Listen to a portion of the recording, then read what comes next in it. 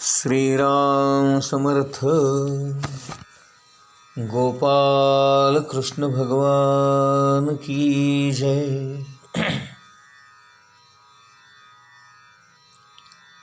ज्ञानेश्वर महाराज म्हणतात की पूर्णत्वाला पोचलेले विरक्त असणारे महात्मे ज्या पदाची सदा अपेक्षा करतात, संत हे ज्याचा नेहमी अनुभव घेतात आणि सोहम भावामध्ये पारंगत झालेले साधक ज्या पदाच्या ठिकाणी निरंतर रममाण होतात, असं जे अच्युतानंद घन पद किंवा सच्चिदानंद घन पद असणारा आत्मा, परमात्मा, परमेश्वर हाच या ग्रंथाचा म्हणजे गीतेचा विषय आहे. या ग्रंथाचा अधिकारी कोण? तर या ग्रंथाचा अधिकारी तोच आहे जो अर्जुनाप्रमाणे असू शकतो किंवा अर्जुनाच्या पंक्तीला बसण्याच्या योग्यतेचा असतो. एका ग्रंथामध्ये एक फार सुंदर वाक्य माझ्या वाचण्यात आलं. आपल्याला जर खऱ्या अर्थाने गीता समजून घेण्याची इच्छा असेल तर आपण अर्जुन होण्याचा प्रयत्न करावा, अर्जुनाच्या भूमिकेतून ऐकावं आणि अर्जुनाच्या दृष्टीने पाहावं. किती छान. आणि म्हणून राज्य वैभव प्राप्त होण्याची शक्यता असताना सुद्धा ते सोडून देण्याची विरक्ती वृत्ती ज्याच्यामध्ये आहे, वैराग्य ज्याच्यामध्ये आहे, असाच माणूस गीता ऐकण्याच्या योग्यतेचा असतो. ज्ञानेश्वर महाराज म्हणतात, अर्जुना, गीते सकट मी तुझ्या ठिकाणी राहावयास आलो. याचं कारण तू 3 दोषांपासून सुटलास म्हणून, नाही का? गीतेचं सेवन कसं करावं त्याची पद्धत इथे ज्ञानेश्वर महाराज सांगतायत की जैसे शारदीची एक चंद्रकळे माझी अमृतकण कोवळे, ते वेचिती मने मवाळे चकोर तलगे. नाही का? चकोर पक्षाची छोटी छोटी पिलं ज्याप्रमाणे शरद ऋतूतल्या कोजागिरी पौर्णिमेच्या चंद्रापासून निघालेले कोवळे कोवळे अमृतमय किरण, त्या किरणाचे अमृतकण ज्या हळुवार पद्धतीने ती चकोराची पिले प्राशन करतात, तितक्या हळुवारपणे आपण ज्ञानेश्वरी सेवन करावी असं ज्ञानेश्वर महाराज सांगतात. ज्यांना अशा पद्धतीने हळुवारपणे सेवन करता येईल तेच गीता ऐकण्यासाठी अधिकारी आहेत. आपण जी मराठी टीका लिहिली ज्ञानेश्वरी, तिचा अधिकारी कोण हेही त्यांनी स्पष्टपणे एका ठिकाणी सांगितलेले आहे. त्यांनी स्पष्ट असं म्हटलं आहे की परमात्म सुखाकरता ज्यांनी ऐहिक आणि पारत्रिक भोगाची आशा पूर्णपणे सोडली आहे त्यांनाच ही ब्रह्मरसाची मेजवानी मिळू शकते. कारण ब्रह्मरसाची मेजवानी जर घ्यायची असेल तर तुम्हाला बाकीच्या गोष्टींचा त्याग करणं भाग पडतं. सर्वसामान्य माणसांना याचा आस्वाद घेणं कठीण आहे, कारण आपण भोगांमध्येच इतके अडकलेलो आहोत. विषय वासना आणि विकारांनी आपण भरबटलेले आहोत आणि भोग भोगण्याच्या लालसेने आपण जगत आहोत. आणि म्हणून सर्वसामान्य माणसांना गीता समजून घेणं हे अत्यंत अवघड जातं. त्यांना ती कल्पना देखील सहन होऊ शकत नाही, नाही का? आजच्या भाषेमध्ये जर बोलायचं झालं तर ज्यांच्या हातून कधी 5 पैसे सुटत नाहीत किंवा जे कुणाला एक कणभर सुद्धा अन्नदान करत नाहीत किंवा ज्यांच्या हातून टाचणी देखील सुटू शकत नाही, अशी माणसं कशाचा त्याग करू शकणार आणि काय करू शकणार? म्हणून जिथे भोग लालसा आहे तिथे गीता समजणं अवघड आहे. आणि ज्यांच्या मनामध्ये विरक्ती आहे, त्याग आहे, त्यांना मात्र गीता समजणं सहज शक्य आहे.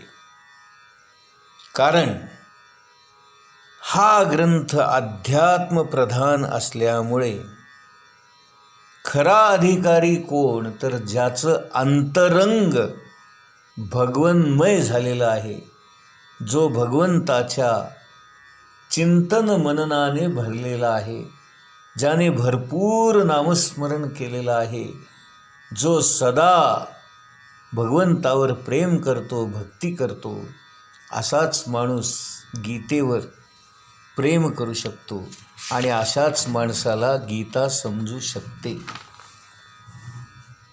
असो, हे सांगितलं म्हणून तुम्ही लोकांनी घाबरून जाण्याचं काही कारण नाही आहे. कारण माझं कामच ते आहे की सर्व विषय अत्यंत सोप्या पद्धतीने, अगदी लहान मुलांना समजेल अशा पद्धतीने मी तुम्हाला सांगणार आहे. आणि मी तुम्हाला खात्री देतो की हा विषय मी इतका सोपा करून सांगीन की तुम्हाला तो समजलाच पाहिजे. माझं कामच ते आहे. भगवंतानी जणू काही मला त्या कार्यासाठीच नेमलेलं असावं. कारण ज्या अर्थी हे सारं घडून येतंय त्या अर्थी भगवंताची इच्छा आहे, त्याची कृपा आहे आणि तोच मला ही शक्ती पुरवतो आहे. सर्वसामान्यांपर्यंत बाबा तू ही गीता नेऊन पोचव, त्याचा अर्थ समजून सांग, ही जबाबदारी किंवा ही भूमिका त्याने मला दिली आहे, असा मी त्याचा अर्थ घेतो आणि भगवंताच्या चरणी अत्यंत नम्रपणे, लीनपणे मस्तक ठेवून त्याच्या कृपेनेच किंवा त्याच्या सामर्थ्यानेच मी हे सांगू शकतो, हे मी तुम्हाला सर्वांना अत्यंत नम्रपणे सांगतोय. गीतेचं प्रयोजन काय, नाही का? हेतू कळला. आता याचं प्रयोजन काय, तर पुढील ओळीमध्ये ज्ञानेश्वर महाराजांनी गीतेचं प्रयोजन म्हणजे कशासाठी हे सगळं खटाटो. एथ अविद्या नाशू हे स्थळ, तेणे मोक्षोपादान फळ, वा दोन्ही केवळ साधन ज्ञान, हे इतुलेही नानापरी, निरुपिले ग्रंथ विस्तारी.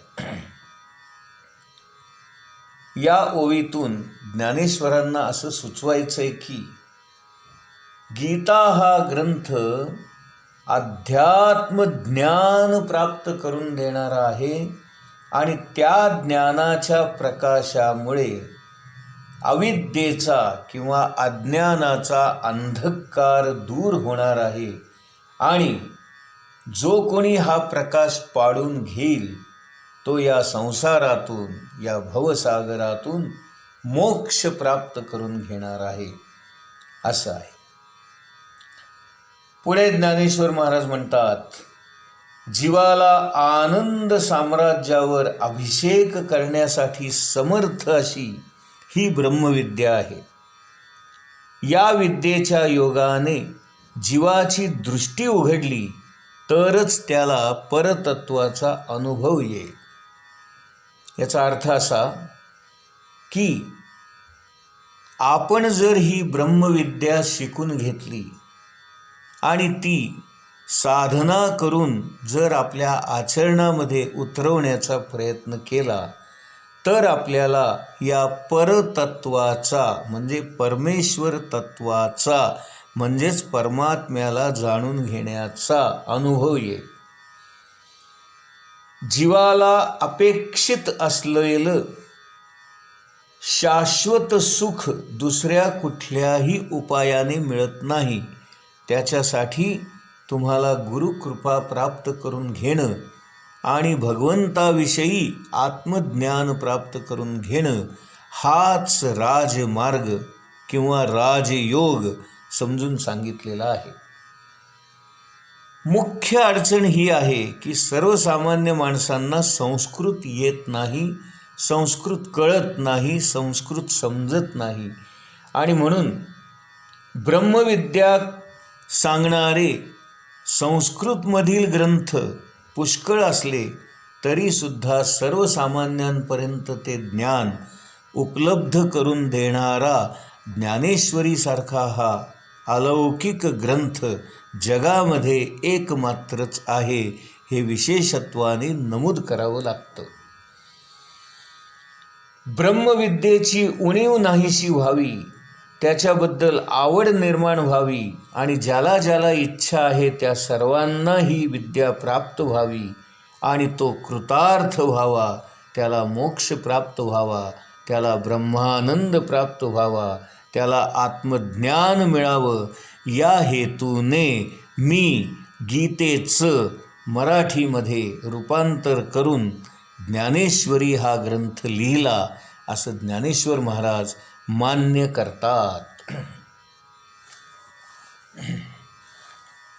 पुढे म्हणतात, हे सर्व माझ्या हातून का घडलं तर माझे गुरु निवृत्तीनाथ हे माझ्या समोर बसलेले आहेत आणि ते अत्यंत प्रेमळ दृष्टी कटाक्ष माझ्यावर टाकता आहेत आणि त्या दृष्टीतूनच मला त्यांच्यामध्ये असणारं ज्ञान माझ्यामध्ये संक्रमित होतं आहे आणि म्हणून केवळ गुरूंच्या कृपेमुळं मी हा ग्रंथ सांगू शकतो असं ज्ञानेश्वर महाराज पदोपदी म्हणतात.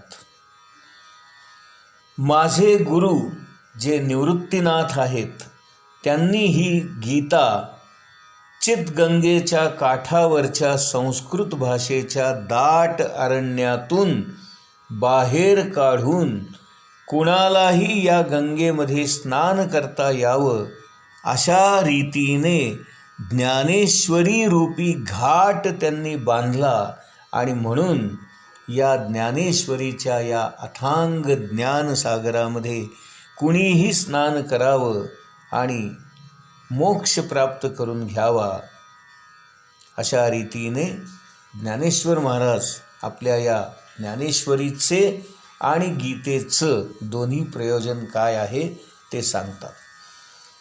पुढे म्हणतात, संतांशी बोलताना मी हा गीता ग्रंथ टीका करण्यास का घेतला याचं कारण माझे गुरु श्री निवृत्तीनाथ यांनी मला आपली सेवा करायला सांगितली व आपल्याला गीता आवडते हे मी जाणतो म्हणून.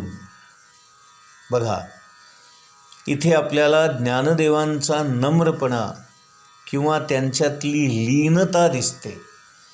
ते काय म्हणतात की हे संत हो, हे सज्जन हो, मी गीतेवरचाच हा मराठी टीका ग्रंथ करण्यासाठी का घेतला त्याचं कारण असं की मला माझ्या गुरूंची निवृत्तीनाथांची सेवा करायची होती आणि तुम्हा सर्वांना गीता आवडते हे मला माहीत होतं आणि म्हणून एकाच कर्मातून किंवा एकाच गोष्टीतून दोन गोष्टी प्राप्त करून घेतल्या. एक माझ्या गुरूंना मी समाधान देऊ शकलो, त्यांची सेवा करू शकलो, आणि तुम्ही सर्व मायबाप माझ्यासमोर बसून हे जे माझं गीतेवरचं भाष्य ऐकता आहात, हे तुम्हाला आवडतं हे मी जाणतो, आणि म्हणूनच केवळ हे सांगण्याचं धाडस किंवा साहस मी करू शकलो. त्यांच्या समोर बसलेली श्रोते मंडळी ही संत प्रवृत्तीचीच होती. त्यांच्याकडून अवधानाची अपेक्षा होती. म्हणून ज्ञानदेव संत मंडळींना म्हणतात की मी अशा प्रकारे आपली सेवा करावी अशी माझ्या गुरूंची आज्ञा आहे, आणि म्हणून मी हे आपणास श्रवण करवित आहे. अर्थात हे या ग्रंथाचं दुय्यम प्रयोजन आहे, हे लक्षात घ्या. मुख्य प्रयोजन काय आहे की आत्मज्ञान प्राप्त करून देणं, आणि दुय्यम प्रयोजन असं आहे की उपस्थित श्रोत्यांच्या आवडीनिवडी जाणून त्यांना जे आवडेल ते त्यांच्या पुढे ठेवणं, आणि म्हणून याला दुय्यम प्रयोजन असं त्यांनीच म्हटलेलं आहे. गोपाल कृष्ण भगवान की जय.